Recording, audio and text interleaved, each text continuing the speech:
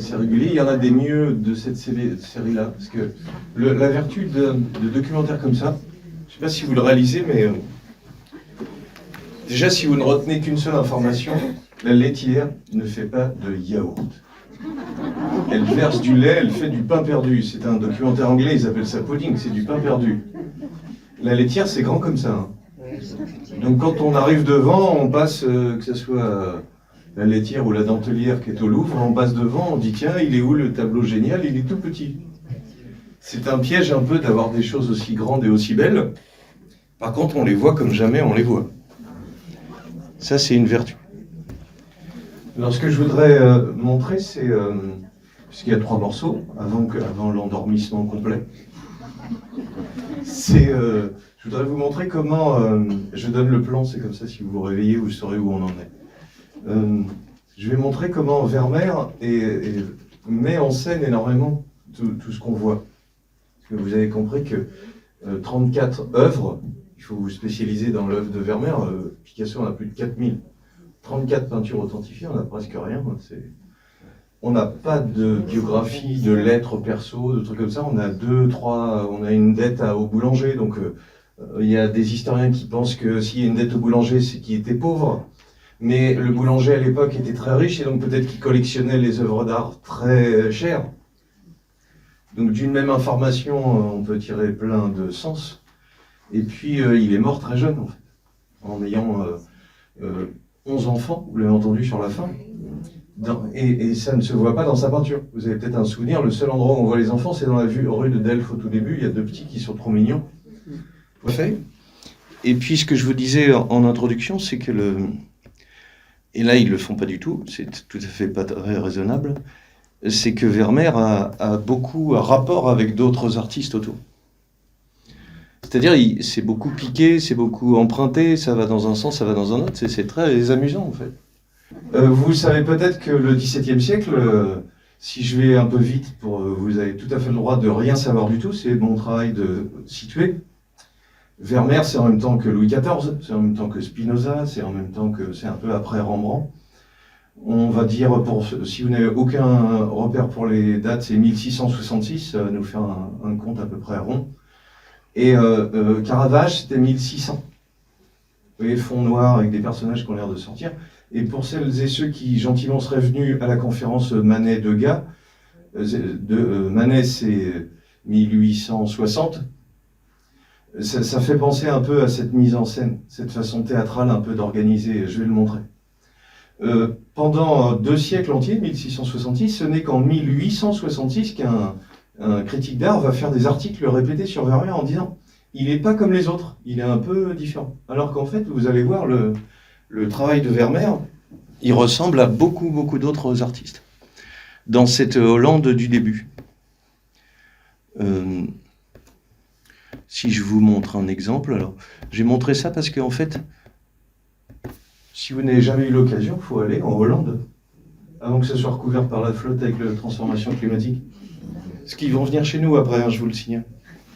C'est au bord de l'eau et ça lutte contre l'influence de l'eau. Ce qui fait que c'est tout plat. On ne peut pas faire mieux. Donc, rôle des ciels, rôle des nuages, rôle du climat. Parce que quand c'est tout plat, sauf si vous habitez en Beauce, vous avez une idée de ce que c'est. Ma théorie, c'est que l'abstraction a dû être inventée par là, parce qu'il y a une ligne et puis il y a un haut très haut. Ce qui fait une sensibilité à la lumière, au changement d'éclairage, de choses comme ça, ce qui fait que le travail de Vermeer, vous allez voir, il est très construit de façon presque géométrique. Et puis, ce que des historiens ont étudié depuis longtemps, parce que le XVIIe siècle hollandais, c'est vraiment le moment où le pays est le plus riche de toute l'Europe. C'est eux, on pourrait ne pas en être content, mais qui inventent la bourse, c'est-à-dire le fait qu'on puisse échanger des choses, qu'elles augmentent en valeur alors que c'est le même objet, ce qui est quand même un peu bizarre. Hein. C'est-à-dire, t'as une écharpe, je te l'achète, et puis tant que t'en as pas besoin, elle coûte pas cher, mais maintenant que t'en as besoin, je te la vends le double.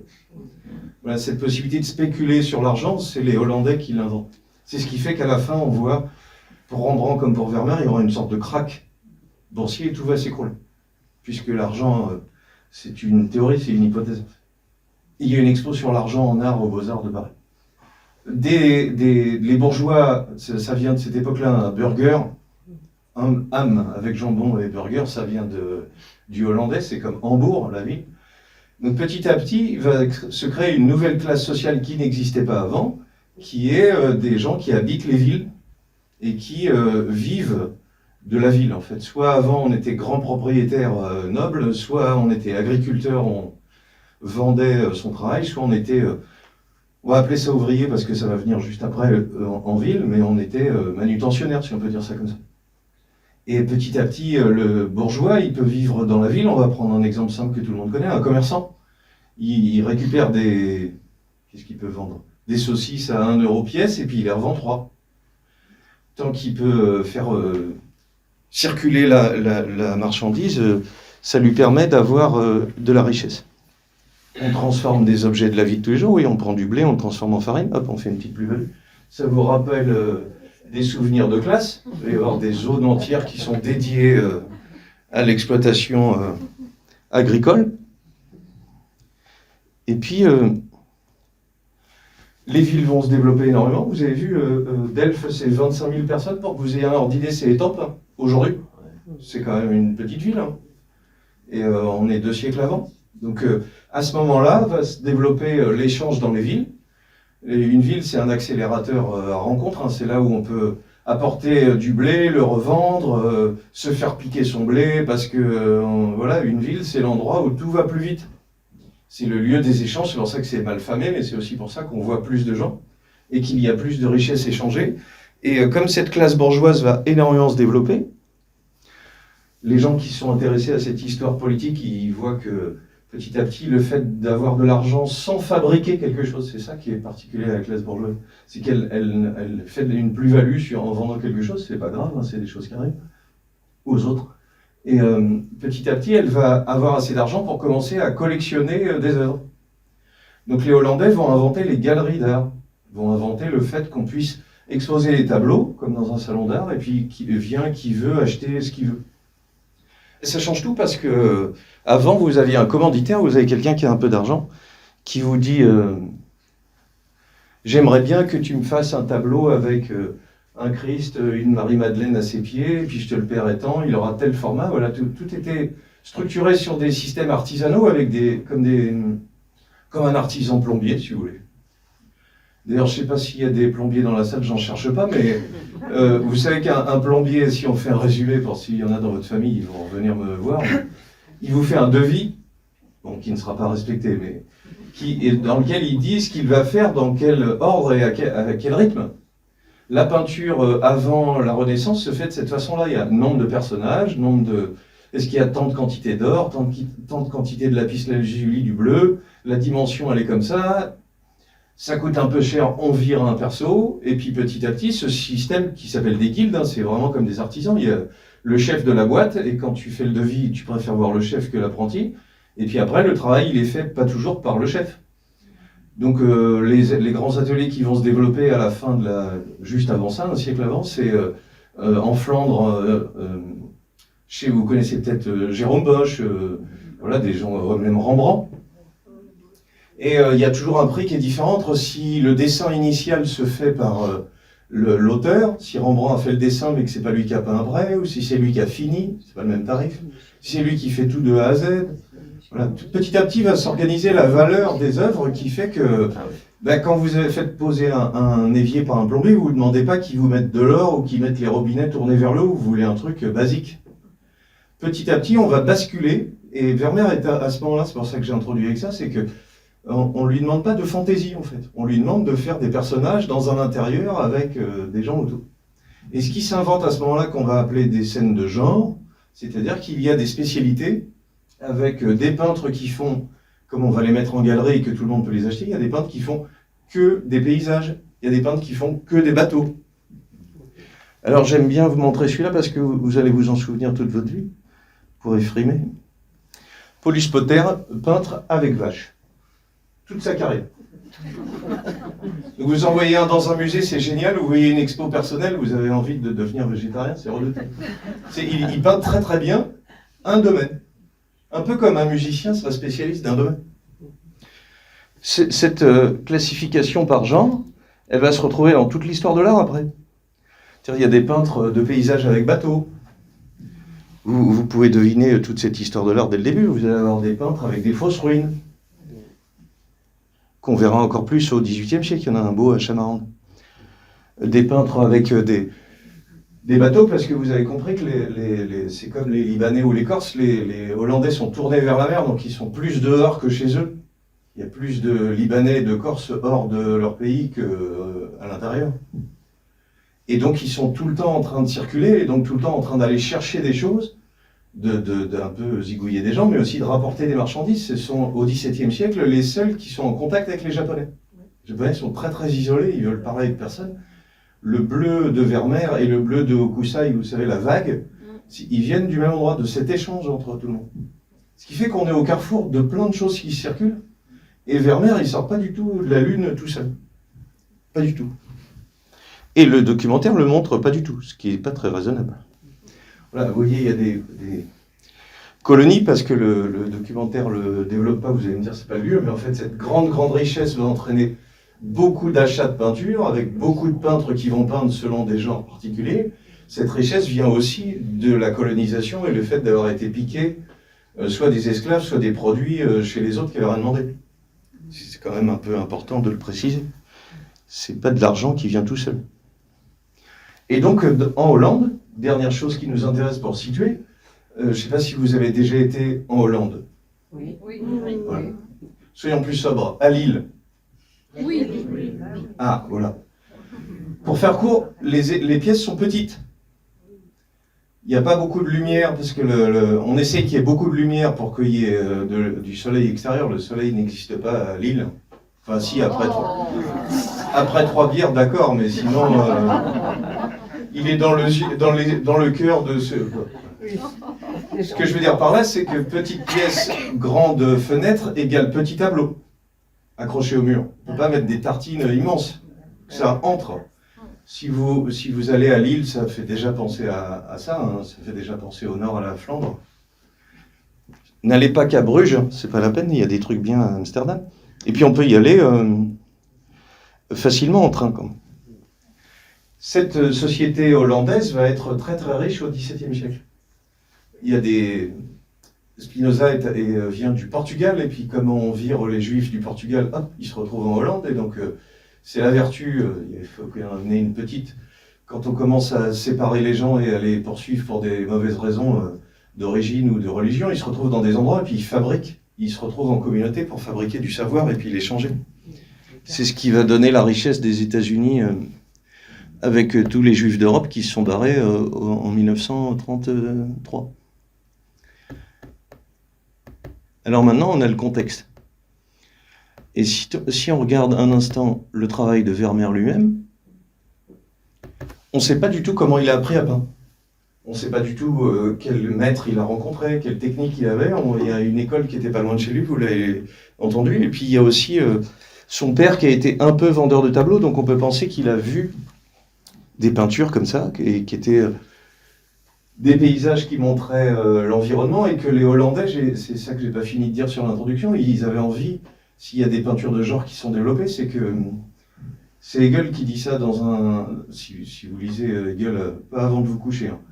C'est un philosophe du XIXe siècle qui est un peu ardu, mais il a écrit pour la première fois, il a écrit de la philosophie sur l'art. Et pour la première fois, il a cité des œuvres d'artistes. Pour lui, l'histoire de l'art, il y a 3 morceaux, il y a les Grecs, les Italiens à la Renaissance et les Hollandais. Comme ça vous fait une histoire de l'art raccourcie. Et ce qu'il dit qui est important, c'est pas pour faire le malin que je dis ça, c'est qu'il dit, les Hollandais, ce qu'ils aiment dans la peinture, c'est de voir le monde qu'ils possèdent. Tout ce qu'ils aiment des objets, tout ce qu'ils veulent posséder de territoire en allant plus loin, ils veulent le retrouver dans les tableaux. Un peu comme si vous aviez une super bagnole et qu'en plus dans votre salon, il y a la photo de votre super bagnole. Vous voyez, l'idée de pouvoir vivre par la procuration des images, la possession des choses. Ce qui fait qu'il va y avoir toujours des peintures qui montrent le paysage et des peintures qui montrent... ça, c'est une peinture. Hein. C'est une peinture de Sandrellam, c'est-à-dire c'est de la peinture... oui, il y a des petits monsieur là. C'est une peinture qui maîtrise très bien la perspective qui est arrivée entre-temps. Et puis, pour Vermeer, ils l'ont évoqué un petit peu vite. Ça aussi, c'est de la peinture, c'est le même. Il s'appelle Sandrellam, c'est extraordinairement beau. Vous n'allez pas deviner qui c'est. Oui, vous commencez à devenir spécialiste. Il a le même nom que Harry Potter, c'est Paulus Potter. Les peintres vont commencer à avoir un certain statut, donc on va acheter leurs tableaux avec des prix qui vont évoluer, qui vont avoir une cote aussi. Rembrandt va vendre pas cher des œuvres. Quand il va devenir riche, il va racheter ses propres œuvres pour les faire monter encore. C'est-à-dire c'est toute l'époque qui ressemble à la nôtre en un sens, c'est-à-dire de vie et de montrer des œuvres, parce qu'il faut que vous imaginiez quelque chose, c'est que j'ai engagé monsieur comme peintre et donc il va exposer le mois prochain, donc il fait des peintures de paysages, super, des peintures de saucisses, aucun intérêt, et des portraits. Et donc on les met devant tout le monde achète les paysages. Et donc je reviens vers lui, je lui dis, les saucisses et les portraits, tu les gardes maintenant. Je veux que du paysage.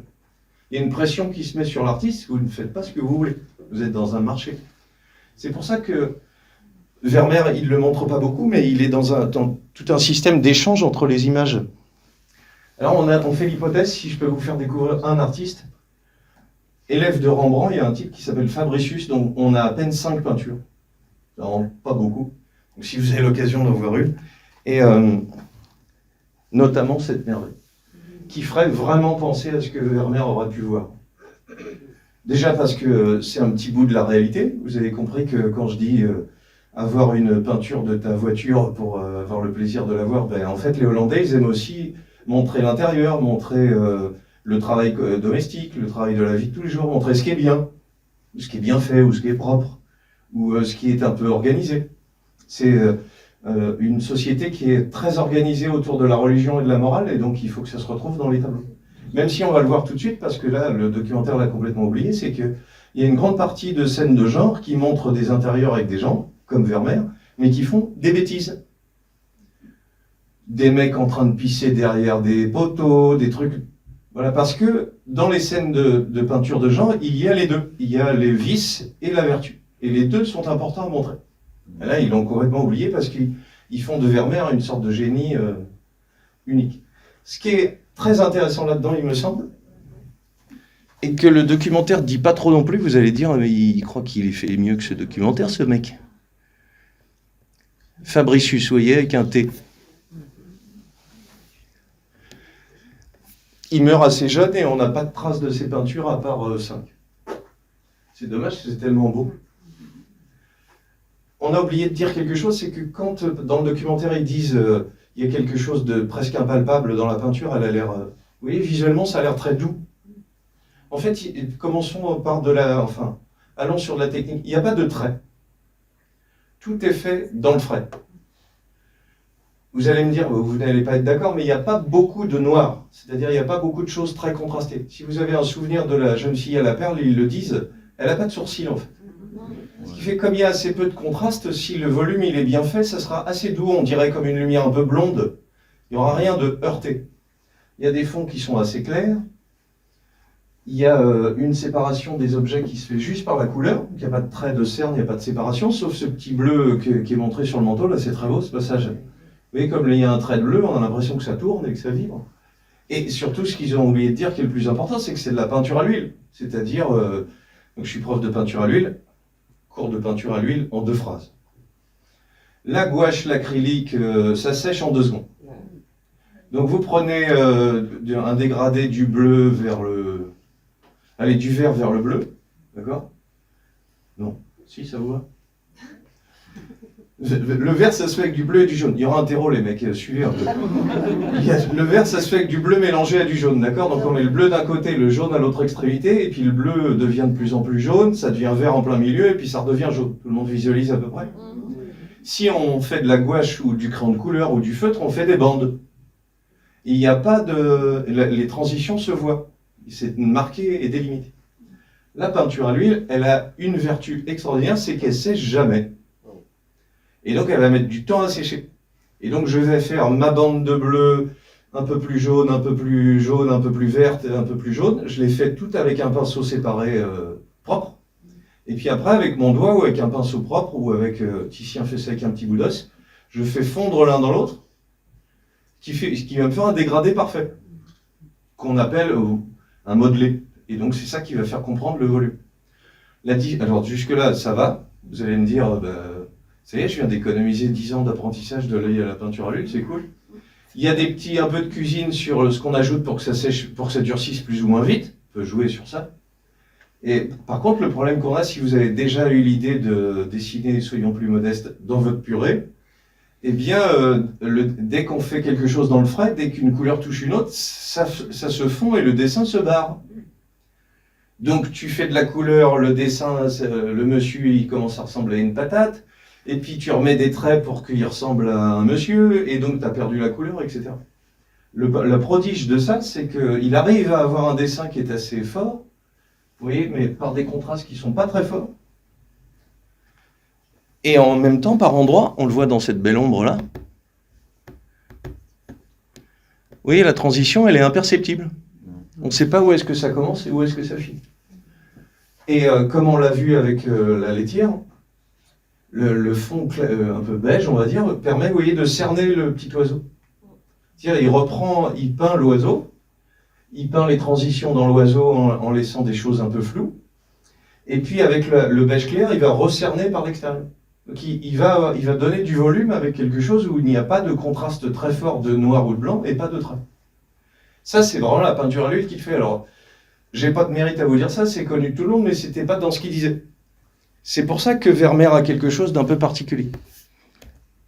Parce qu'il nous faut ajouter une dernière chose, qui est propre à Vermeer, c'est que pour faire des petits pointillés comme ça, là vous allez commencer à assembler tout ce que je viens de vous raconter, pour faire des pointillés, personne ne voit avec des pointillés. Les pointillés, c'est dans une lentille, pas à manger, hein, dans une lentille qui permet de regarder comme un télescope ou comme un appareil photo. Vous me suivez? Vous avez un verre qui est un peu arrondi et sur les bords, c'est un peu plus flou. Parce que j'en ai parlé il y a une semaine, vous étiez là, c'est que le flou, ça n'existe que depuis qu'on a inventé des machines pour regarder. Prenez du recul. Il n'y a pas d'architecture floue. Il n'y a pas de littérature floue. Voilà, le flou, ça existe depuis qu'on a inventé une machine qui permet de regarder net. Bon, je ne veux pas balancer sur mes collègues masculins, mais c'est madame Martine Aubry qui a dit quand c'est flou, c'est qu'il y a un loup. Elle devait avoir une expérience quotidienne du couple depuis très longtemps. Ce que je veux dire par là, c'est que le flou, vous savez, on parle de flou artistique, on dit c'est un peu pas très net ce que tu me racontes, c'est pas très clair. Là, ça va lui permettre de faire comprendre la vibration de la couleur, ou la vibration de la lumière. Et ça vient du fait qu'il utilise une lentille pour regarder le monde extérieur. Si vous avez l'occasion, c'est une enquête très passionnante par un peintre qui s'appelle Hockney, un peintre anglais, qui est toujours vivant, qui est un peintre contemporain, qui s'est passionné pour la façon dont les peintres, dont Vermeer, utilisaient des chambres obscures pour peindre, en fait. Le documentaire dit qu'on est dans le noir, et en fait, c'est assez faux. Si vous avez l'occasion, c'est vraiment un truc extraordinaire. Vous prenez une boîte d'allumettes. Il faut que je vous apprenne tout. Hein. Vous faites un trou dedans avec une épingle. C'est pas dur. Si vous regardez, dans la boîte d'allumettes, il y a l'image du truc extérieur. C'est invraisemblable, hein, je vous assure. On a accès à de la magie pour pas cher. Il en a fait qu'un trou. Et à l'intérieur de la boîte, il y a l'image de monsieur. Le célèbre peintre de saucisses paysage. Le placement de produit, tu me dois 5 €. Pour le moment, on en reste à 5 €. L'autre chose invraisemblable, c'est que l'image qui est projetée à l'intérieur de cette boîte est à l'envers. Ça défie l'intelligence, hein. C'est complètement bizarre. C'est une loi optique. C'est comme ça. Par contre, une fois que vous êtes équipé, vous mettez au fond de cette boîte un petit miroir qui va vous remettre l'image à l'endroit, et vous mettez une vitre sur le dessus de cette boîte avec une sorte de calque ou un vitre, et puis vous allez pouvoir dessiner comme avec un périscope en fait. Vous allez avoir le dessin recopié tel que. C'est grâce à ça qu'on a des points. C'est pas possible autrement. Il y a des gens qui l'ont étudié, mais même si on se met vous et moi devant, ça peut pas être autrement que comme ça parce que notre œil ne voit pas de points. Et c'est ce qui donne cette espèce interstice, je sais pas comment dire, vous voyez, on a du mal à savoir où sont les limites, la netteté des choses. On ne sait pas, entre guillemets, où est le point si on devait faire le point pour une photo. D'ailleurs, j'imagine qu'il y a des frères de myopie Dès qu'on a passé les lunettes, le monde est très très beau. Hein. Faut que ceux qui sont pas myopes n'ont pas de chance, mais oui, je vous vois comme ça, vous êtes magnifique en fait. Ah oui, bon, tant pis. Qu'est-ce qui se passe, c'est qu'en fait, les délimitations entre les objets sont pas très précises. Et les délimitations n'existent pas, il n'y a pas de traits en vrai, mais... Donc, si on se passe de traits, et si on se sert de la couleur et juste de points, on va avoir quelque chose qui est plus atmosphérique, qui est plus indécis, mais qui donne beaucoup plus de douceur à l'ensemble. Et c'est ce qui fait que vous avez vu que dans le documentaire, on voit qu'il y avait un panier derrière, qui avait des étagères. Alors ça, c'est ce qui est particulier si vous vous endormez, c'est la conclusion dans pas très longtemps. Il faut que je passe par un morceau en montrant les autres artistes. J'ai fait l'intro sur comment il met en scène. Ce qui est un peu particulier, c'est que Vermeer va être beaucoup plus simple que les autres artistes. Il va avoir tendance à simplifier ce qui est derrière pour concentrer l'attention sur ce qu'il veut montrer. Ça, c'est un peu sa particularité. Comment il met en scène? Regardez, la table, elle est sur la pointe. C'est-à-dire, elle vient vers nous. On n'a pas beaucoup de contraste entre le mur dans l'ombre et le mur clair. C'est pas très différent de valeur, hein. C'est pas très très foncé. C'est pas Caravage, qui a l'air d'être un truc noir qui sort de la toile. Mais le simple fait que la table elle soit sur la pointe, elle donne une profondeur tout de suite, elle vient vers nous. On va avoir continuellement chez Vermeer des stratagèmes de mise en scène comme ça. Ça, c'est pas lui, alors on avance. Regardez, plein de choses, la moitié du tableau est remplie d'un truc tout foncé. C'est énorme. Et ce qui prouve qu'il sait bien ce qu'il fait, hop, il y a un petit trou. Avec un clair du même couleur que le mur, et avec un clair qui n'est pas juste un petit trou, ça fait le pied de la table, qu'il a choisi de montrer un endroit qui va donner une information au spectateur suffisante pour qu'il s'y retrouve. On a une chaise, il y a toujours des objets coupés chez Vermeer, parce qu'il y a toujours une sorte de hors-champ, en fait. Il y a toujours quelque chose qui se passe à côté. Elle est en train de regarder dehors, ou alors elle aime bien la lumière, on a toujours un doute, et ça on va y venir, parce qu'on ne sait pas trop ce qu'ils font tous ces gens. Des objets en pleine page énormes. Des cartes coupées, ou des tableaux coupés. Et donc on va dire des rectangles dans des rectangles. Alors ça c'est énorme, il y en a partout dans la peinture hollandaise, c'est qu'il y a un rectangle de fenêtre avec un rectangle de carte. Il n'y a pas besoin de faire beaucoup d'analyses symboliques. Hein. La fenêtre, c'est dehors tout de suite. La carte, c'est dehors loin.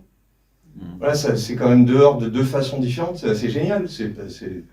Il y a des cartes vraiment dans les intérieurs hollandais. Donc les Hollandais vont acheter des tableaux comme ça parce que ça leur rappelle chez eux. Mais une carte avec le monde entier, c'est quand même une façon d'être dehors sans bouger. Et vous voyez toute cette bande de tissu qui est énorme. Hein. Allez, ça fait un quart, un cinquième. Ça ne vous paraît pas beaucoup parce que on regarde surtout la beauté de la couleur et de la lumière sur le tissu, mais tout l'ensemble vient presque à l'horizontale, barré. On a sur le côté ici rien de spécial d'intéressant. Virez-moi ça, Vermeer, ça sert à rien. C'est pourquoi rajouter un petit bout qui sert à rien? Eh ben, on va l'animer avec une ombre qui descend sur le haut. Tout ça est très construit géométriquement. Quand c'est plus sombre, c'est la lumière qui va attirer du haut, comme si elle était à peine ouverte. Et puis, comme on l'a dit, je vous ai dit que le tableau était à moitié dedans. Alors là, le symbole, il est facile. Évidemment, si elle tient une balance et que le tableau, c'est à la fin du monde, le jugement dernier, on voit bien qu'il y a un rapport. Ce qui esquisse le fait qu'il y a complicité avec le spectateur. Il y a plein de choses que vous et moi, on va rien comprendre. On ne comprend pas pourquoi les tableaux sont là à l'intérieur des tableaux. Par contre, on voit bien que c'est en train de parler au spectateur. Cette mise en scène, elle crée une connivence avec celui qui achète, ce qui est tout à fait la logique de l'époque. Là, on est presque à un quart du tableau en bas qui est dans le foncé. Ce qui va faire ressortir la dame, et ce qui va faire ressortir aussi, vous voyez, ça fait une oblique de lumière, c'est une parfaite oblique. Hein. Et d'ailleurs, c'est peut-être un détail pour vous. Voilà, deux petits triangles clairs qui fait que dans toute cette masse de noir, il y a un petit clair qui fait sortir, enfin qui fait aller dans le fond. Là, on est en plein cœur de ce que je vous disais juste avant, c'est-à-dire les pixelisations, on va appeler ça comme ça. Vous voyez les points sur les chaises? C'est pas du tout un regard physique, c'est quelque chose qui a utilisé une chambre obscure. Ce qui nous intéresse, c'est pas pour révéler seulement les secrets de fabrication, mais ça explique qu'il n'y ait pas de dessin. On n'a aucun dessin de Vermeer. Forcément, il est devant la réalité, il a sa machine optique et puis il peint ce qu'il voit.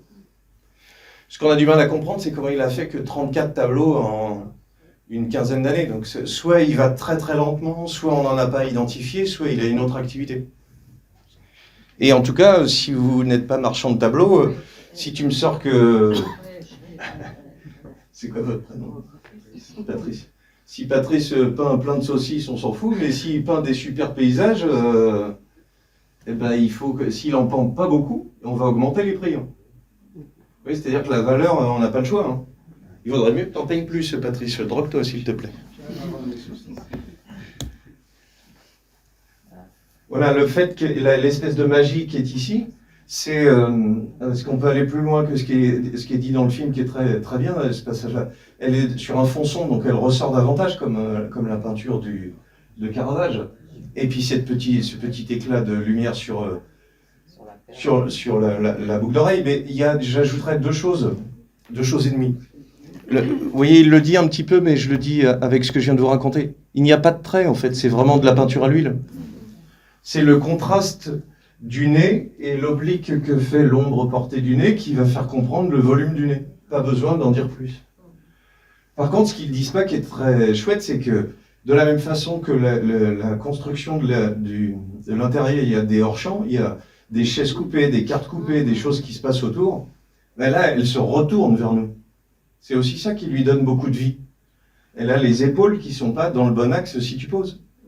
Si on prend la Joconde qui fait son travail de Joconde, c'est-à-dire elle est posée devant nous, elle ne nous regarde pas forcément d'ailleurs, elle fait la Joconde. On est en 1515 en gros. Là on est en 1666. Là elle commence à se retourner et à dire « Ah, c'est qui? Qu'est-ce qui vous arrive ?»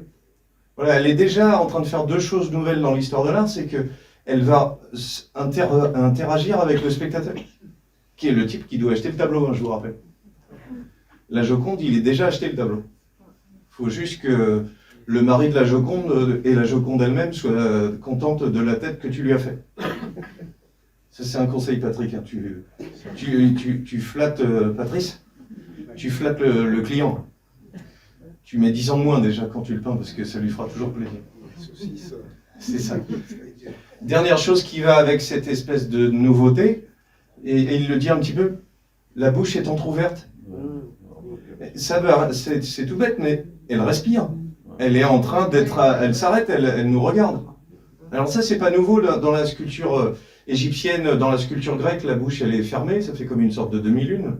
Puis c'est clos, c'est plus facile à sculpter. Hein. Sinon, si vous faites des interstices, ça risque de casser la matière. Et avec la fin de l'art grec de vers moins 300, on a déjà l'idée de commencer à évoquer le souffle. Ça veut dire qu'il y a de la vie à l'intérieur des personnages, ce n'est plus une image générale.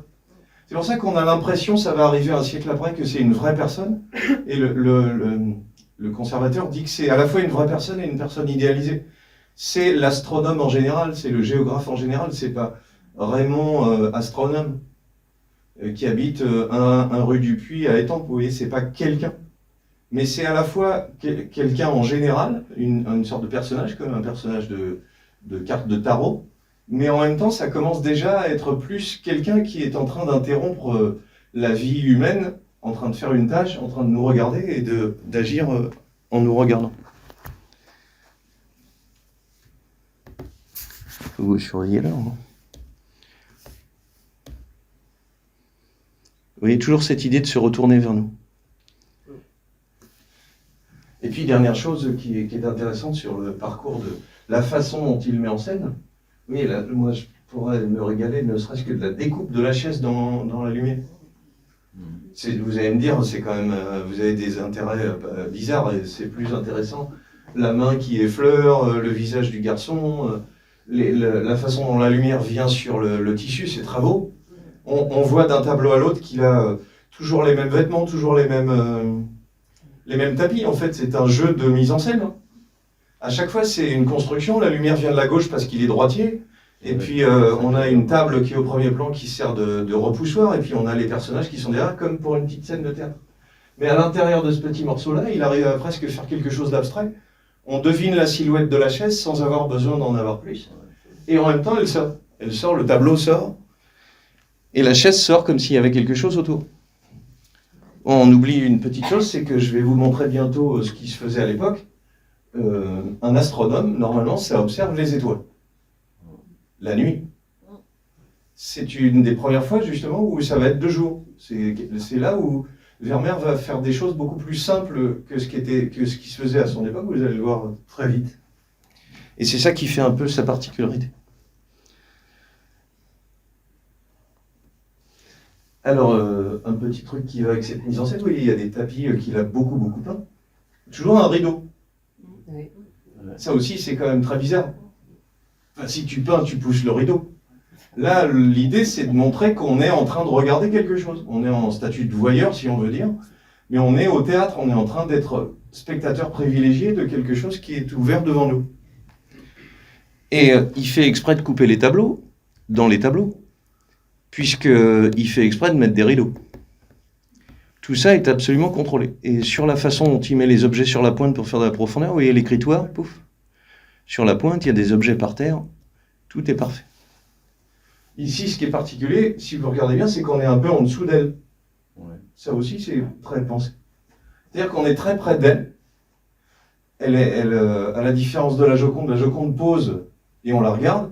Et elle en a rien à faire de nous. Elle fait son ouvrage, en fait. Par contre, ce qui est très passionnant, et ça donne une place particulière au spectateur, c'est qu'on ne voit pas ce qu'elle fait. On est trop en dessous pour voir ce qu'elle fait. Et on aimerait bien voir. On aimerait bien voir en dessous qu'est-ce qu'elle est en train de broder. L'air de rien, avec cette construction de l'image, Vermeer, il fabrique un petit théâtre. Alors ça, j'ai mis ça comme conclusion de cette partie-là, parce que là, on a affaire à du très sérieux. Là. On a une carte du monde, un lustre, un rideau qui s'ouvre, donc vous voyez, c'est... allez, on vous montre l'arrière-salle, on va vous révéler ce qui se passe, pour amener le spectateur à avoir envie de regarder. Je vous signale que nous voyons donc un peintre en train de peindre. Il est en train de peindre une déesse, alors qu'on voit que c'est Chantal, sa copine, qui a mis juste des fleurs dans ses cheveux. Donc il est en train de montrer que tout ce qu'il fait est un petit théâtre, en fait, parce que les artistes, c'est ça leur travail, c'est de faire croire que quelque chose a lieu. Mais ce qui est le plus spectaculaire, c'est qu'il est en train de se peindre lui-même de dos.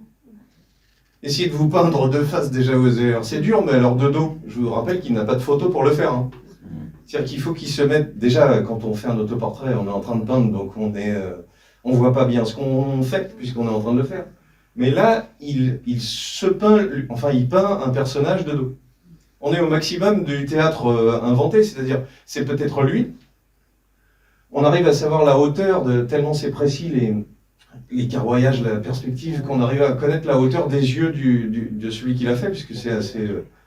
ça se calcule. Et donc la hauteur possible du peintre. Mais on ne sait pas pourquoi, puisqu'on n'a pas d'autoportrait de lui, on a un seul supposé, on ne sait pas pourquoi il s'est peint de cette façon-là. Mon hypothèse à moi, que je voulais vous donner là, qui n'était pas tout à fait dans le documentaire, c'est que tout ça est très construit, tout ça est fabriqué comme un petit théâtre, pour attirer l'attention des spectateurs, pour donner une connivence avec le spectateur, et puis pour lui donner envie d'en savoir davantage. Oui, ça c'est un peintre de la même époque qui s'appelle Van Ostade. Oui, c'est un peu le bordel chez lui. C'est le même principe, c'est le même type de tableau. C'est pour dire que les sujets de Vermeer ne sont pas du tout originaux, je vais vous le montrer avec plein d'exemples. Mais c'est pas du tout la même ambiance, c'est pas la même ambiance, c'est pas rangé, mais on est un peu vu du dessus. Et puis on est plutôt dans le fouillis un peu comme ce qu'il doit y avoir dans la tête d'un artiste, quoi. C'est un peu le bordel. Et c'est aussi ça qui lui donne une inspiration pour trouver des choses, c'est-à-dire d'assembler des choses assez différentes. On a la même idée, montrer un artiste au travail, et pas du tout avec le même résultat. Et voilà, même chose, Gabriel met dessus, l'artiste avec son épouse. On n'est pas du tout dans la même ambiance que Vermeer. Pas du tout. Mais à chaque fois, l'idée du peintre, c'est de montrer son savoir-faire, sa richesse et sa façon de procéder.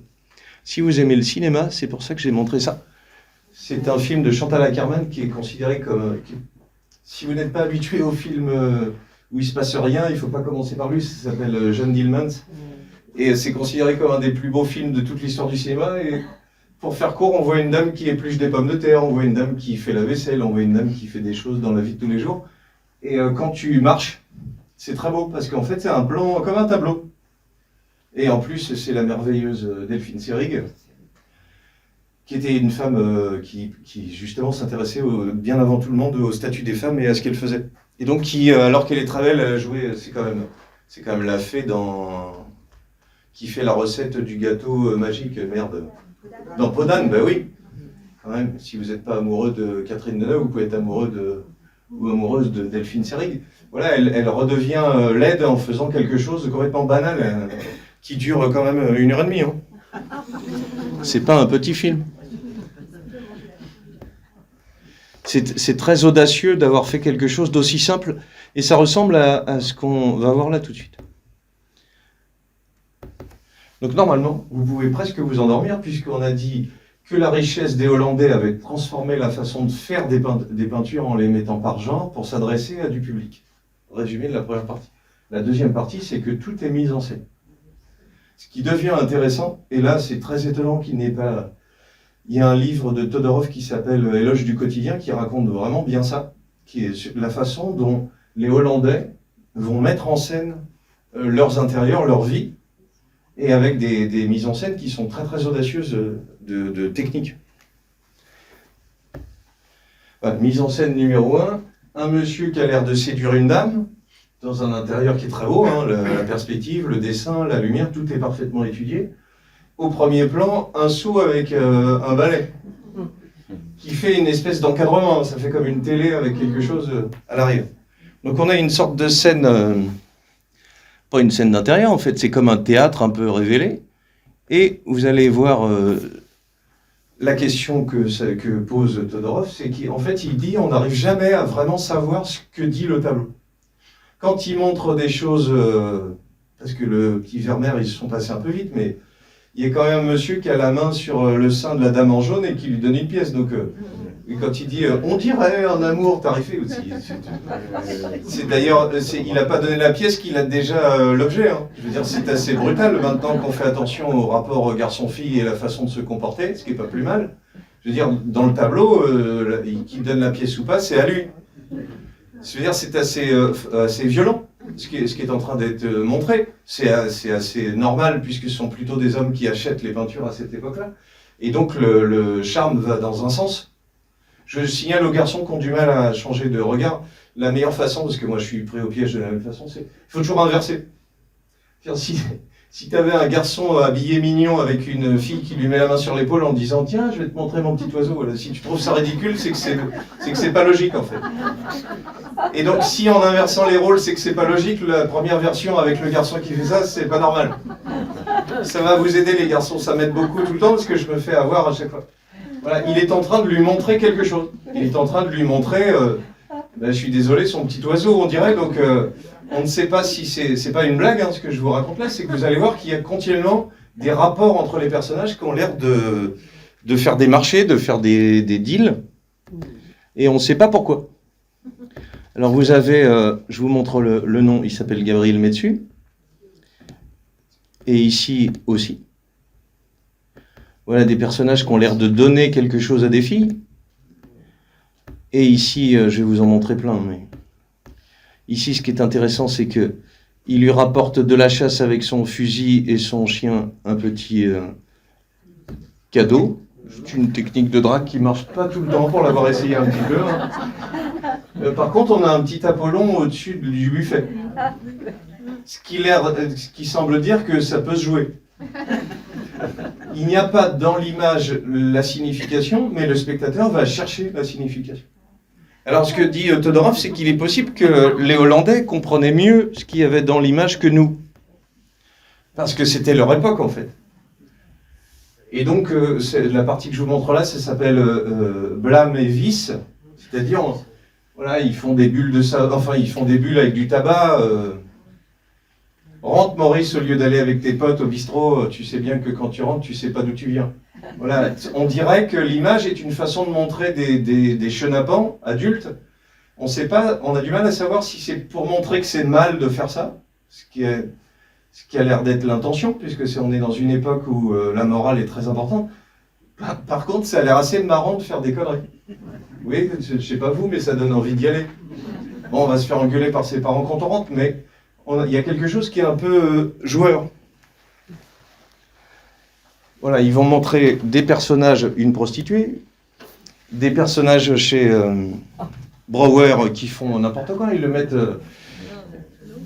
le mettent dans un tonneau, des mendiants, des mecs qui ont l'air d'avoir un peu trop picolé, parce que, vous voyez, on voit dans le fond, il y a un bar où ils sont en train de jouer. On dirait un peu je l'ai plus en tête là, le petit garçon qui se faisait au début du XXe siècle, un petit gamin, un Gavroche, oui, des petits personnages, on les voit dans les chambres des enfants, ils ont des joues rouges, limite ils sont en train de faire pipi. Voilà, une sorte de truc un peu sympa, un peu amusant, un peu popu, qui est de la peinture pour tout le monde, qui montre un peu la vie de tous les jours. La peinture de Vermeer, elle se trouve dans ça. C'est-à-dire une peinture qui montre les intérieurs. Et on peut regarder dans le détail, mais vous voyez, les animaux, ils mangent les restes qui sont par terre, le type, il est en train d'être complètement pas frais. Oui, Patrice, tu peux. Vous voyez, c'est du portrait qui n'a pas l'air de valoriser le modèle. C'est extraordinairement bien peint, soit dit en passant, c'est très réaliste, mais ce sont comme des figures de un peu ce qu'il ne faut pas faire, la figure de l'ivrogne, la figure du buveur. Ça, c'est le médecin. C'est pour ça que c'est mieux d'être aujourd'hui. Voilà. Je crois que tout le monde comprend à peu près le principe. Les fumeurs. Oui, ils sont à la fois... ils sont un peu marrants. Oui, en Hollande, ça fume tout ce qu'on veut. Oui, il est en train de faire le cornichon, en fait. C'est important que je vous montre ça parce que dans le documentaire, on a l'impression que Vermeer, c'est une peinture, une époque policée qui est organisée avec que des choses un peu nobles. Il peint et il est en concurrence avec des gens comme ça. Et c'est ce qui fait que la main sur le sein jaune du personnage, c'est aussi parce que Vermeer, il est dans cet environnement-là. Par contre, on va revenir sur Vermeer parce que là, je vous ai montré les choses les plus amusantes. Ah, ça, c'est l'arracheur de dents. Non, mais c'est un métier facile, il suffit d'avoir perdu l'audition. Si vous êtes sourd, c'est un métier qui se pratique très bien. Alors, c'est pour ça que je vous montre ça, c'est que c'est souvent montré comme des choses un peu farces, comme si c'était Astérix et Obélix. C'est très très bien peint, c'est très bien composé, l'air de rien. C'est pas la peinture qui a l'air la plus noble. Et il y a plein de personnages qui vont nous donner plein de détails sur la façon dont ils vivaient, s'habillaient, comment ils pratiquaient leur vie. C'est la première fois dans l'histoire de l'art qu'on montre ça. C'est-à-dire qu'avant, on montre des dieux, on montre le Christ après, et là, on descend au niveau du quotidien. C'est pour ça que ça s'appelle L'éloge du quotidien, le livre de Todorov, c'est que avant, c'était pas digne d'être peint. Oui, pittoresque, c'est ça le mot, ça veut dire digne d'être peint, c'était trop moche pour être peint. Et là, les Hollandais, en s'intéressant à la vie de tous les jours, en étant, j'exagère un peu à leur dépens, alors ils sont un peu beaufs dans ce qu'ils montrent aussi, mais ils aiment montrer les choses de la vie de tous les jours, ce qui va donner de la noblesse à des tas d'objets, développer énormément la nature morte. On va peindre des saucisses, on va peindre des fruits, des légumes, on va peindre des objets. Jamais on n'aura peint autant de choses de la vie de tous les jours, avec un grand talent. Et même des scènes un peu rigolotes comme ça. Ça, c'est magnifique, et c'est le troisième Fabricius de la journée, celui qui avait fait le petit oiseau. C'est absolument extraordinaire ce que fait Fabricius. Je vous ai conseillé de devenir spécialiste de Vermeer parce qu'avec 34 œuvres, devenez spécialiste de Fabricius, il y a un livre à lire, il y a 5 œuvres. Et puis en plus, comme personne ne connaît, ça va vous faire une réputation pour longtemps. Oui, le commerce. On picole, j'ai une pièce, ça n'a pas tout à fait le même sens quand on le montre avec le reste des œuvres, en fait. C'est aussi difficile, alors c'est là où je vais en venir et ce sera le dernier morceau, c'est difficile de savoir ce qu'ils veulent montrer. Est-ce que je vous disais, la première des questions, c'est est-ce qu'on montre que le vice, c'est mal? Mais ça a l'air d'être montré de façon amusante, donc ça a l'air pas si condamnable que ça. Il y a une sorte d'indécision, comme si le spectateur devait lui prendre sa décision. Et ici, on voit bien que le monsieur, c'est d'ailleurs le détail, on le voit mieux que sur ma diapo, est en train de commercer, mais est-ce que lui, il trouve ça sympa? D'ailleurs, vous avez vu la dame qui critique, elle essaye de rattraper un petit biais dans le commentaire un peu féministe en disant « Oui, il a l'air de pas être d'accord. » Je sais pas. En tout cas, si on a supposé que c'était un autoportrait, soit il est un peu figé pour la pose, soit il est un peu bourré, mais en tout cas, il n'est pas mécontent d'être là. Il n'a pas l'air de vouloir empêcher cette pauvre orpheline de se faire draguer contre de l'argent. On est d'accord. Donc les personnages qui sont là ont l'air d'être complices dans un jeu qui se joue entre eux. C'est-à-dire l'ivresse et acheter le corps de quelqu'un. Alors c'est là où ça devient intéressant et ça va finir la troisième et dernière partie. C'est qu'il y a plein de moments où on ne sait pas ce qu'il faut en penser, où on ne sait pas ce qui se passe. Soit parce qu'il y a des bouts qui sont coupés, soit parce qu'ils sont en train de regarder quelque chose qu'on ne comprend pas. Donc là, si on va vite, le tableau est magnifique. Sur la gauche, ça peut suffire. Oui, c'est un Vermeer de 1656. Si vous arrivez à lire, c'est écrit en haut. On pourrait couper ici. On aurait une femme. Alors si on prend des ambiguïtés, on peut commencer doucement. Elle rêve ou elle a trop bu. Oui, elle a l'air de rêver un peu toute seule, mais il y a un verre un peu vide, il y a un pichet, et puis le tapis qui est un peu de travers, donc je ne veux pas avoir l'air de voir des alcooliques partout. Mais on ne sait pas trop pourquoi. La nature morte est merveilleuse, et puis la façon dont le tableau, par les plis du tapis, on entre dans le tableau, c'est extraordinaire. Mais ça devient encore plus drôle parce qu'il y a un trou avec un vide et personne. Quelqu'un vient de sortir, quelqu'un va entrer. On pourrait avoir même que la partie droite qui serait très belle d'ailleurs. On a quelque chose de très très abstrait. On a un tableau dans le tableau, une fenêtre, une table dont on ne voit pas tout. La porte fait un vide et puis sur le côté, vous reconnaissez à nouveau, le petit morceau noir, c'est la structure qui tient les cartes qui étaient accrochées au mur. Avec peu d'éléments, on se fait un film, on voit plein de trucs. Et pour vous faire sourire, pour ceux qui connaissent, ça serait Chabrol, ça va mal tourner dans une seconde. Vous voyez, est-ce que quelqu'un vient de se barrer ou quelqu'un va entrer? Qu'est-ce que c'est que ce cinéma, en fait? C'est un metteur en scène incroyable.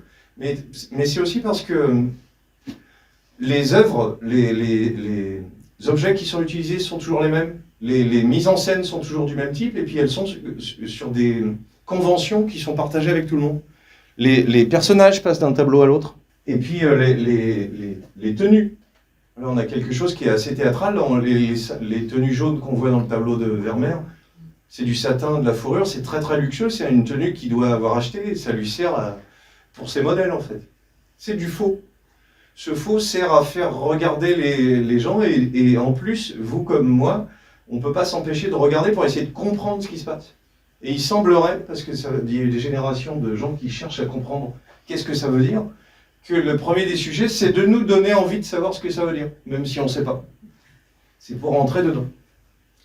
Oui, parce que vous allez avoir des historiens qui vont vous dire les huîtres, c'est aphrodisiaque, la dame a l'air un peu coquine, donc c'est un tableau. Et puis d'autres historiens qui vont vous dire qu'est-ce qu'ils sont en train de faire derrière, pourquoi est-ce qu'il y a l'arrière-cuisine, est-ce que c'est un portrait? Non, puisqu'il y a quelque chose qui est de l'autre côté. On a du mal à être sûr de ce que l'on voit. Alors, chez Steen et Osted, c'est vraiment le bordel. Oui, couple au lit. On dirait vraiment des petites peintures qu'il y avait chez ta grand-mère. Alors, je vais vous donner un exemple plus simple, puisque ça s'appelait Éloge du blâme et des vices. Éloge de la vertu. C'est l'inverse. La famille. Je vais vous montrer les tableaux, il y a à chaque fois le nom des artistes. Il doit y avoir 6 ou 7 peintres vraiment fameux de cette époque-là. Je vous dis, c'est vraiment en 1866 qu'on découvrira Vermeer. Avant, on va trouver, je vais vous le montrer tout de suite après, que Ter Borch et Peter de Hort sont aussi meilleurs, aussi bons que Vermeer. Et c'est vrai qu'ils sont très très forts. Et avant que je n'oublie, l'endroit où on peut voir des peintures hollandaises gratuitement et où il n'y a pas un chat, c'est au Petit Palais. Vous avez qu'à aller au musée qui est en dessous. Et on descend à Trocadéro. Attention à la 17e marche. Des tableaux qui montrent les métiers, c'est-à-dire des gens qui font bien leur métier. La famille qui fête une occasion. La maman qui prend soin de son enfant. Et il y a vraiment deux familles de scènes d'intérieur chez les Hollandais. Les vices rigolos, on fait n'importe quoi. Et la deuxième partie que je suis en train de vous montrer là, où on voit les vertus. Ça, c'est Ter Borch. Et on voit... c'est un visage qui fait très hollandais, d'ailleurs. On va le retrouver assez souvent. Et assez souvent, les personnages sont blonds ou roux. On va avoir des ligues de vertus, c'est-à-dire des gens qui organisent dans la famille l'ensemble. Ils sont nombreux quand même. Hein. Voilà, ils posent tous pour le tableau. La cuisinière, c'est-à-dire des gens qui font bien leur travail, des gens qui s'occupent les uns des autres, des gens qui font du pain perdu, des gens qui lisent, une vieille femme en train de méditer. Une femme qui prend soin des enfants. C'est la peinture hollandaise au XVIIe siècle qui va introduire les enfants en art. Il n'y en avait pas du tout. Parce qu'il y a quelque chose qui est un peu nouveau, c'est cette idée de sentiment, en fait, de montrer quelque chose d'un peu simple. C'est ça qui nous touche. C'est que la Joconde n'a pas de sentiment, elle n'est pas là pour ça. La dentelière est en train de faire son travail, elle a déjà une espèce de vie psychologique, on va dire. Elle commence à avoir quelque chose en elle. Et la jeune fille à la perle, elle a du souffle qu'on voit passer entre ses lèvres. Donc il y a quelque chose qui commence à devenir un peu plus vrai et un peu plus proche de nous. C'est-à-dire ils ont l'air d'avoir une vie à eux. La visite du docteur. La charité. Le travail bien fait. Voilà la petite fille qui aide sa mère à couper des pommes. C'est assez mignon, c'est vraiment une façon de vanter le foyer et les vertus du foyer. Alors on a presque fini, mais il nous reste un problème. Je vous ai dit que celui qui avait inspiré Vermeer s'appelle Pieter de Hoorn. Donc c'est un peu renonçable, hein. Ça s'écrit H2OCH. Si vous voulez, je vais dire Hoek. On va le prononcer à la française parce que les Hollandais, ils font un truc que je n'arrive pas à entendre ce que ça dit. Alors, on a la même chose que Vermeer, c'est-à-dire il fait ça avant Vermeer. Et vraisemblablement, quand on les met côte à côte, il y a Vermeer et Pieter de Hoorn se piquent des choses mutuellement. Il y a même un moment où ils ont un des rares documents qu'on ait, ils signent un document notarié tous les deux ensemble. Donc ils sont dans la même ville de Delft au même moment. Ce qui est très intéressant, c'est qu'avant le XVIIIe et le XIXe siècle, on n'a pas besoin d'être original quand on est artiste. On peut vraiment prendre des scènes qui existent ailleurs et les reprendre et puis les faire tout aussi bien que tout le monde. C'est pas un problème. C'est notre époque qui a inventé cette idée d'originalité. Donc on a le même principe. Des cartes au mur, une fenêtre. C'est une merveille quand même de porte dans la porte. Et on a un petit Cupidon, c'est-à-dire une petite sculpture qui va jeter une flèche. Par contre, ça fait longtemps que je n'ai pas dit une bêtise, ça va vous réveiller, mais elle ne doit pas en être à son premier verre, la dame. Et quant au monsieur et à la dame derrière, on ne sait pas trop. Vous voyez, quand je dis indécision morale, alors soit commençons par des choses sereines pendant que vous êtes encore moraux. C'est mal de boire, premièrement. Je ne sais pas si on vous l'a dit, et surtout quand on est une jeune fille de bonne famille, comme Patrice, il faut ne pas boire, surtout avec des gens qu'on ne connaît pas. Vous voyez, c'est la posture de ses jambes qui donne cette impression-là. On ne peut pas la louper, hein, c'est tout rouge, on voit que ça. Et c'est un énorme morceau de rouge qui est merveilleux d'ailleurs, qui fait on va bien en profondeur dans le côté, et de ce côté-là, plutôt sur des choses claires, foncées. Qui est en train de servir à boire pour obtenir quoi? Est-ce que la vieille dame, c'est la maquerelle, on va dire? C'est celle qui va la placer? Oui, on dirait bien. Est-ce que c'est les deux parents qui vendent leur fille pour lui? On ne sait pas. On ne sait pas trop. C'est ça qui est drôle. Tous les personnages sont rassemblés. Ça, c'est que Pieter de Hoorn. C'est pour ça que je vous dis que c'est une occasion de le découvrir. Et puis, on a beau adorer Vermeer, il est quand même très très bon. Et c'est dommage qu'on ne le connaisse plus. Le principe du rideau qui s'ouvre sur une scène dans laquelle il ne devrait pas y avoir de rideau, les fenêtres qui s'ouvrent sur le fond, des scènes en extérieur, mais Vous savez peut-être en Hollande, les courets sont presque la façon dont l'intérieur et l'extérieur se mélangent. Et on a des choses de plus en plus complexes parce que là, l'arrière-rue, c'est la maison de l'autre côté de la rue et au milieu, il y a un petit canal d'eau. Une petite fille avec les enfants qui sont arrivés qui jouent à une espèce de cricket. Et puis la vertu de ranger ses affaires, de prendre soin de son linge et de sa maison. Dans une construction de carrés dans des carrés dans des carrés qui est invraisemblable. Avec des scènes qui se mélangent où on a un tableau à droite avec quelqu'un qui regarde dehors, qui n'a pas l'air d'être en lien avec le tableau à gauche dans lequel, à nouveau, une petite séduction et de la musique. Pareil, voilà. Est-ce qu'elle en est à son premier verre, c'est juste pour goûter? D'ailleurs, je vous le signale parce que vous avez l'air jeune, mais il ne faut pas boire au travail. Ça va mal tourner. Oui, il a l'air quand même un peu content de son coup, le monsieur. Est-ce que il y a une petite fille? Est-ce qu'on attend? Qu'est-ce qui va se passer? Est-ce qu'il deal quelque chose? On n'arrive pas à savoir. Alors, je pense que vous avez compris qu'il y avait une décision morale. C'est pour ça qu'on a le temps de voir quelque chose de plus intéressant, quoi. Oui, il y a des tableaux, des cartes, des ouvertures de fenêtres, avec l'intérieur qui rentre à l'extérieur, et de l'intérieur qui cerne l'extérieur. Et ça, c'est prodigieux, c'est-à-dire c'est vraiment deux tableaux, on dirait presque la même dame qui a tourné comme un truc de cinéma. Avec le même principe de cadrage, on peut changer les personnages. Il n'y a pas forcément d'originalité dans la composition, ça n'empêche pas que ce soit prodigieux. À tel point que, vous voyez, il y a un petit qui vient d'arriver et déjà la petite fille s'en va vers demain. Pas besoin de faire beaucoup d'interprétation, c'est même pas une interprétation, c'est ce qu'on voit.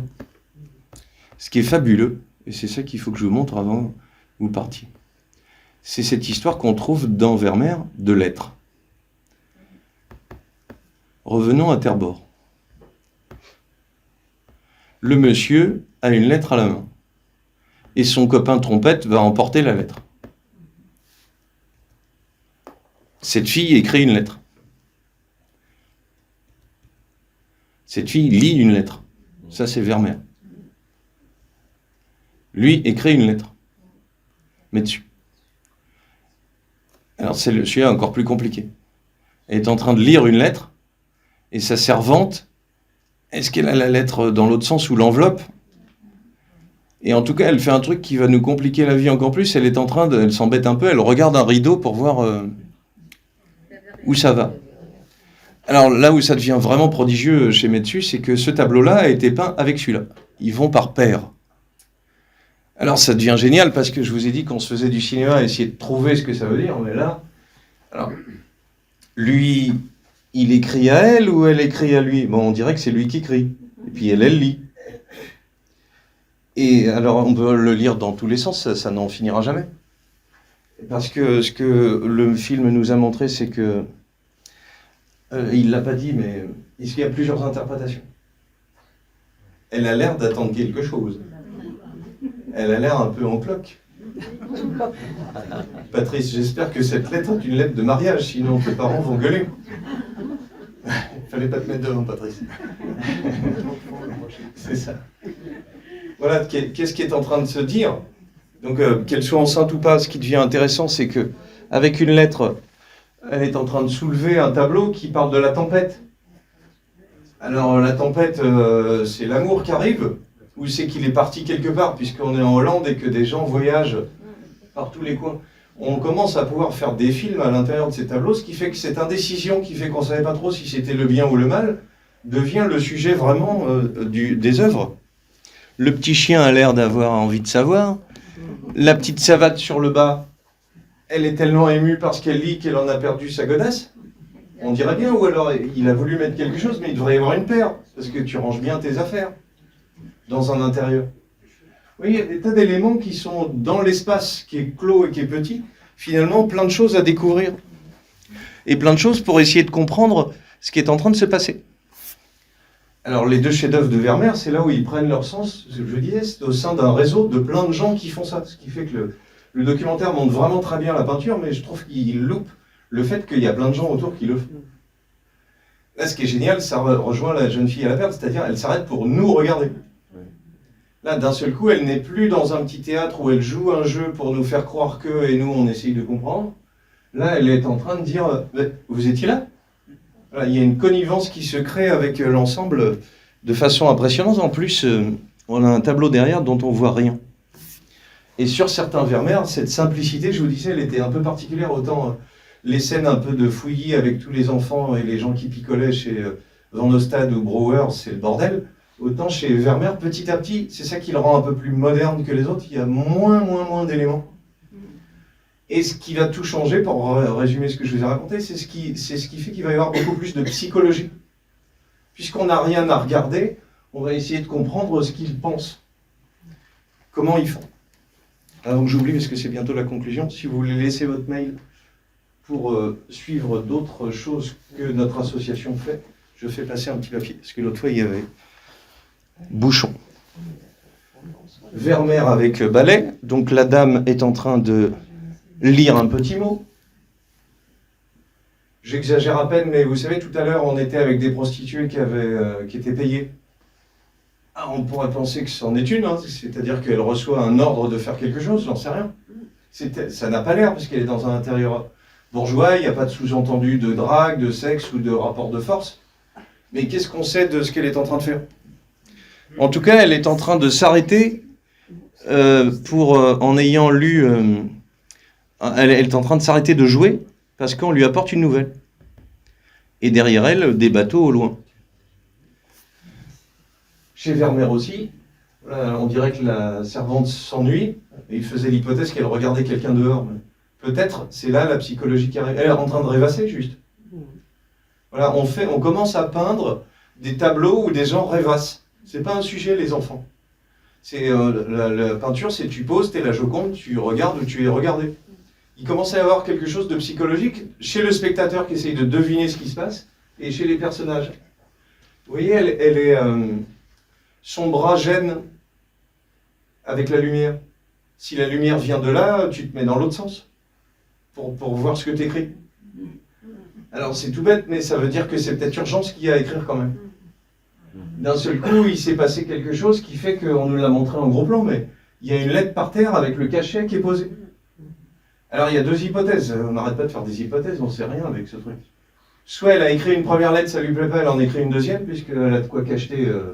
ici, soit c'est la lettre qu'elle vient de recevoir et s'est fait, je sais pas, larguer, et puis elle est en train de répondre, t'es vraiment un con, Maurice. Oui, un truc comme ça, il y a une sorte d'interaction à l'intérieur de l'image, alors qu'il ne se passe rien.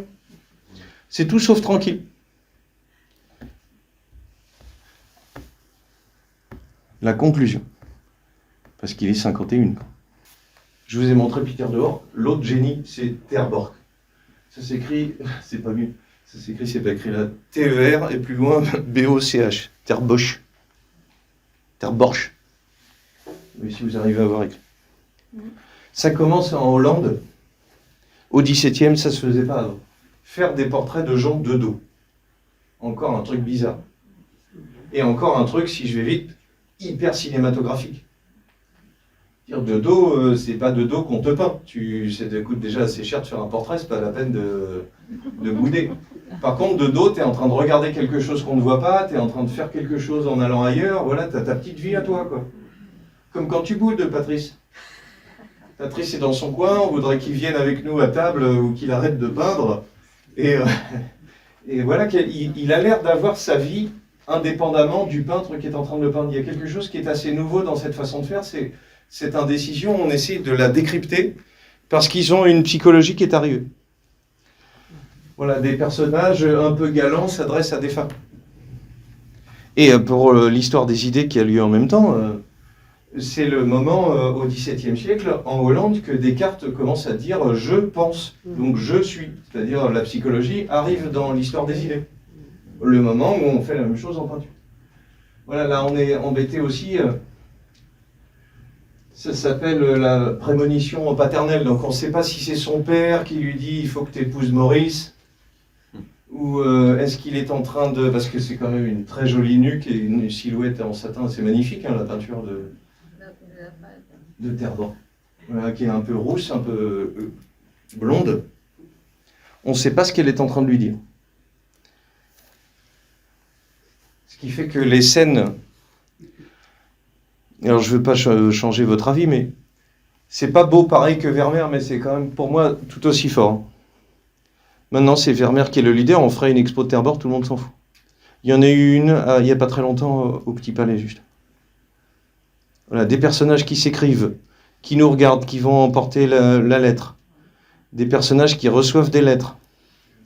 Des personnages qui sont de dos. Des personnages qui font autre chose que nous regarder. Et la fin de l'indécision morale dont je vous parlais, pouf, il est là, oui, on est 54, on est dans les temps. Rembrandt, autoportrait. Très bizarre comme façon de se montrer. Il a l'air de vouloir dire qu'il a réussi et qu'il a une Rolex à 50 ans et qu'il nous emmerde. Je pense. On a du faisan à table, une jolie fille, c'est sa femme, elle va mourir pas très longtemps après. Comme quoi ça sert à rien de faire le malin devant tout le monde. Il a des chapeaux, il a beaucoup d'argent. Il va mourir, il va perdre tout. Ça, on ne peut pas le savoir, ça rend le tableau un peu plus impressionnant. Montrer sa réussite. C'est du champagne quand même. Le rapport qui est extraordinaire, c'est la force de cette carte dans le fond. Les deux personnages entre eux, est-ce qu'ils lui parlent, est-ce qu'ils lui vendent quelque chose, c'est très difficile de voir s'il est menaçant ou gentil, le personnage. C'est vraiment interprétable des deux côtés, c'est un peu neutre. Elle a l'air contente, vous avez vu, le documentaire montrait qu'elle avait la main ouverte. Pour avoir un truc. Oui, je veux pas avoir l'air d'eux, mais quand même. Et c'est une merveille de cartes, parce que des grands navigateurs vont faire des cartes du monde. Ça a l'air habituel pour tout le monde, mais petit à petit, on se représente tout ce qu'il y a autour. Voilà, le même chapeau, la même construction que tout à l'heure, mais c'était pas Vermeer, alors que là, c'est Vermeer. Vous savez, le monsieur qui faisait boire la dame.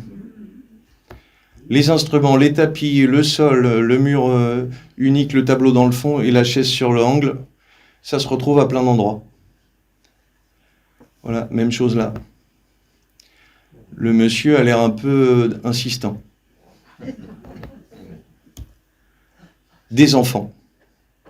Pour finir sur quelque chose qui n'a rien à voir, la première, il y a des femmes régulièrement dans l'histoire de l'art, parce que c'est un sujet qui intéresse de plus en plus. Elle s'appelle Judith Lester, et c'est une peintre du XVIIe siècle qui peint ça, qui va être une des premières à peindre des enfants. Parce qu'en fait, les femmes ayant un espace social très réduit, elles peignent ce qu'elles ont sous les yeux.